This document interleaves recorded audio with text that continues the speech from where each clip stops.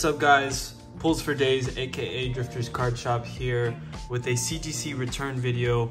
I'm very pleased with my experience with CGC. This was my first time subbing to them.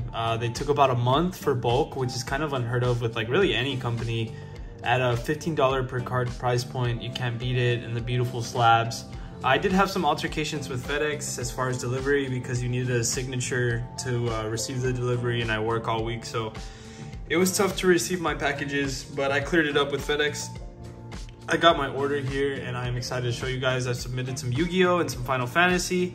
I rearranged everything so that, we could start off with the lower grades and then the higher grades, and my cards did great. I submitted minty cards and I got minty grades, so I'm excited about that. And without further ado, we'll start out with Final Fantasy and then dig into Yu-Gi-Oh! So here it is. We have a nice, beautiful Yuna.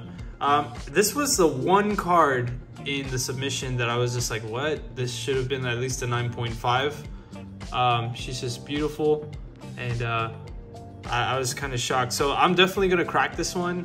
I tried selling her, but there wasn't much interest. It's because the Final Fantasy cards are so minty. So people, want to buy the 9.5 or the 10, But I was just kind of like, what? So, I mean, you can't win them all. We get a 9.5 Ultimecia from Opus 1. These are all Wave 2, They look just as good as Wave 1 in my opinion, and you save a buck or two.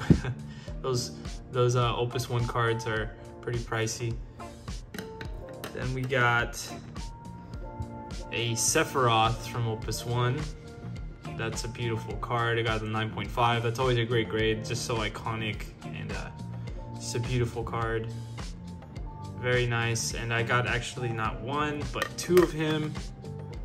So very happy. These Final Fantasy cards look so good in CGC slabs because these CGC slabs are just crystal clear. And man, it really shows the foil popping on them. And this is a really nice copy. I had two really nice copies, and I'm like, hey, let me send them in. I didn't think they would get the 10 because I did find some stuff that could bring it down, or they might not notice it. And now we're gonna dig into some 10s. This is a perfect 10 full art Noctis promo from Opus 7. And man, it looks beautiful. It looks really, really nice. I'm very happy with this card. It was a perfect card, really. I didn't see anything wrong with it. And I don't know how they detect centering in the Final Fantasy TCG, but I mean, I guess, it's a full art card, but that's very nice.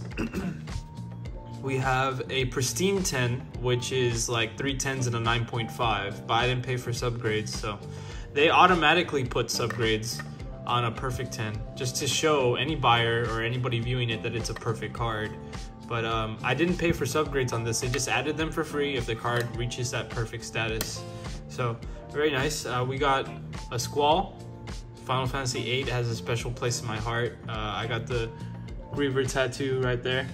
And one of my favorite games. It feels really nice to have a Squall in a pristine 10. Hopefully one day I can get a perfect 10. I still have like 3 copies I can sub in.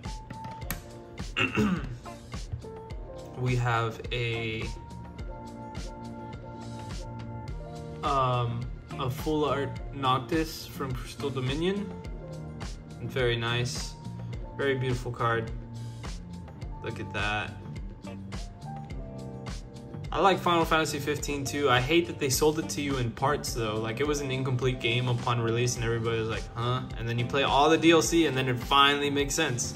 And then you're just like, man, they released all this DLC like, that's on the slab, I think, yeah.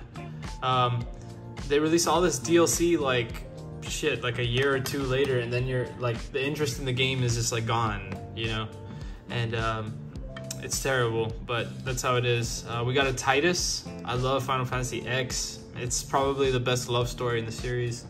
Titus was such a sick character. He was kind of a crybaby though, but he was a sick character. I think these are my thumbprints, guys. I'm sorry, I just ate breakfast. I probably should have washed my hands. But all right, I promise you they're not dirty cards. It's just probably my thumbprints. And yeah, Titus, sick character. And then we got an Opus 3 Lightning. This is such a sick artwork.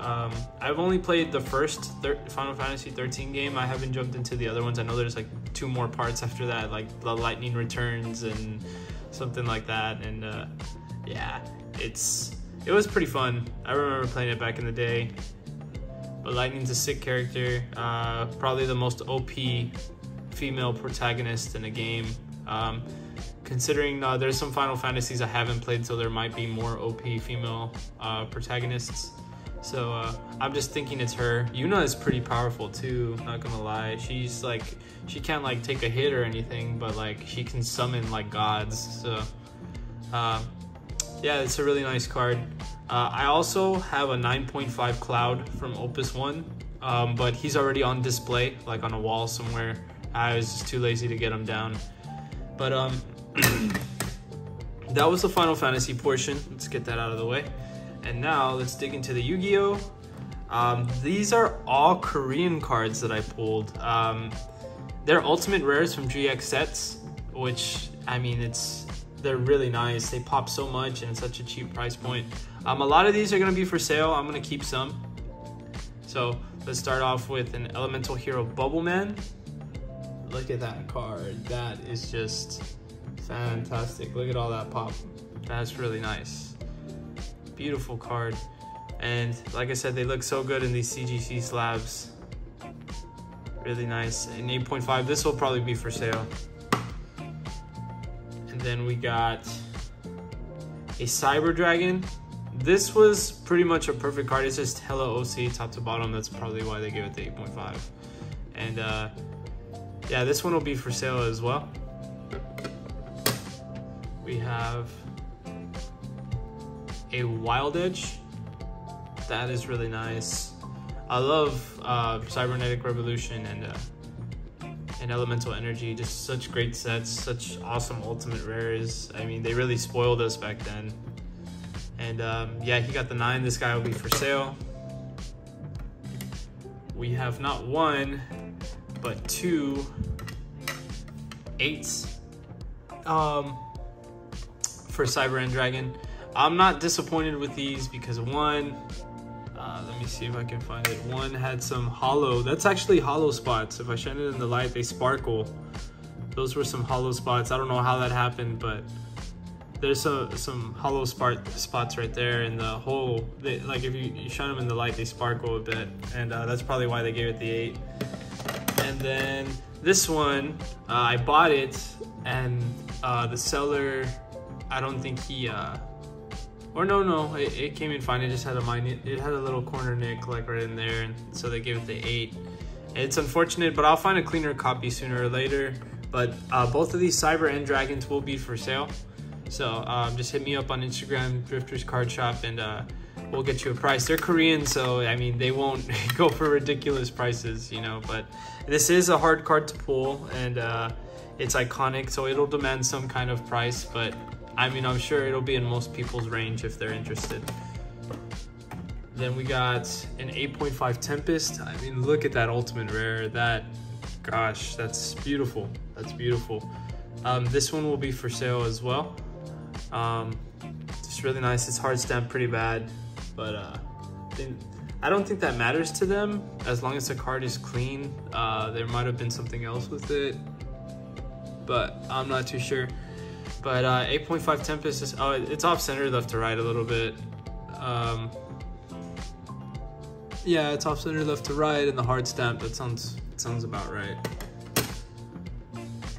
We have an 8.5 Shiny Flare Wingman, the grail of GX. Look at that. That's beautiful. That is nice. Very nice. It's hard stamped as well, but I mean, pretty much all these Korean cards are. They're just pumping them out. So like, I'm pretty sure they're trying to get them done. But that will be for sale as well. We also have a 9 Cyber Dragon. This one was really good, like really good. I'm not too sure why I got the 9. I was thinking about cracking this guy, to be honest. He's not even hard stamped that hard. So, I'm not too sure.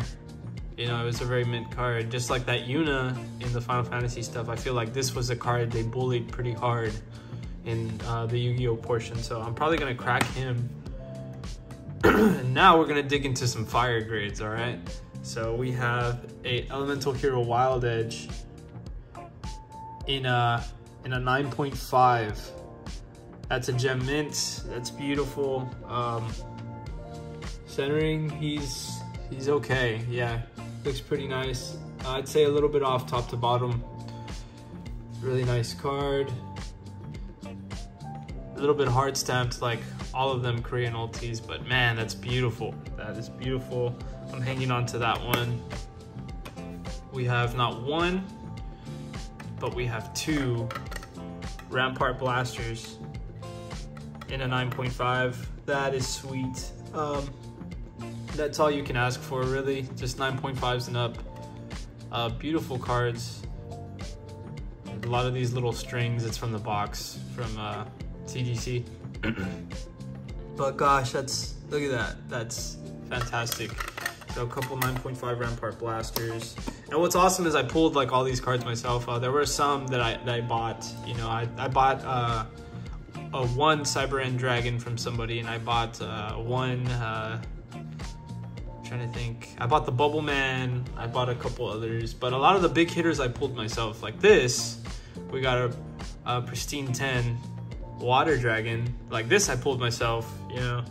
And it's not worth too much. I think you can get like a PSA 10 first ed in one of these for like $500, you know. But it's just cool just because I pulled it myself. I mean, look at that. Look at that. Like, it's beautiful. So, holding on to that one. This one I'm debating. I don't have another Tempest, so I'm thinking about holding on to this one until I get a 9.5 Tempest. But it may be for sale if the offer is good enough. I might throw it up for an offer, and it's sweet, man. Very nice, very nice. Tempest is pretty great. So that one's a maybe, so I put it in the sale pile. We have not one, but two gem Ancient Gear Golems. It's fucking sweet. I mean, look at these pops on these Korean cards. It's ridiculous. I mean, I think it's like very similar to Europrint, but I don't want to get bashed for saying that, so you know what, Europrint is the standard. You know, people will be like, what the fuck, like Korean cards ain't worth shit, you know. But I'm just talking about the foil in specific. They just pop so much. They pop so much. And I pulled both of these myself, and they both got 9.5s. I'm happy with that. And now we're getting to the big boys, or not the big boys. I mean, there's one more before the big boy in particular. So we got a Blade Edge. That's really nice. Happy for that one. I pulled this one myself as well. Holding on to that one. And the best card of the entire submission, I think, was this card right here. And it did so well. I'm very happy, and it is a grail. We got a Shining Flare Wingman, an Ultimate Rare, and a Gem Mint 9.5. That is quite an accomplishment. It took I bought 12 boxes, and I pulled 2 Shining Flares, so he's pretty damn hard to pull. And I'm happy about it. 9.5 is an awesome grade. It's a gem. I'm still sure it's probably worth a decent amount of money, maybe like $200 or $300 or something like that. But it's sweet. You know, it took a lot of boxes to get them. I'm very happy I got them in a gem. That's something I'm probably gonna hold on to forever. And my experience was good with CGC. They are so fast. Their slabs are just, you know, crystal clear. It's like you're holding the card in your hand almost. And just a very pleasant experience. I'll definitely send to them again. I think CGC might eventually knock out Beckett as the #2 grading company. And as far as customer service, as far as turnaround times, as far as quality, I'd say CGC is probably on top of all that. But PSA just did it all first, you know, so they kind of have like this monopoly over the thing. But I'd say CGC is probably better in my opinion, but people are always gonna flock to PSA just because it's worth more. It's been around longer, and it's what it is. I mean, I have a lot of PSA slabs myself, but I expect great things out of CGC. It was an awesome experience. So thank you guys for watching. Y'all have a great day.